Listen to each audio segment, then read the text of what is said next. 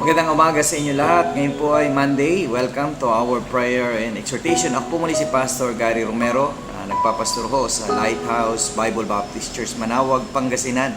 At tayo po ay manalangin.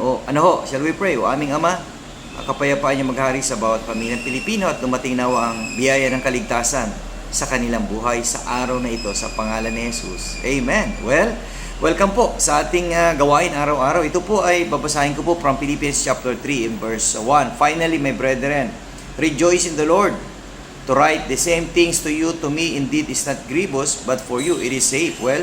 Ito po ay pasasalamat ni Apostle Paul sa kanila, sa Church of Philippi, na itong sulat na ito ay nagbibigay ng encouragement upang makita nila na ang buhay ni Apostle Paul ay itinaya niya sa gawain ng Diyos.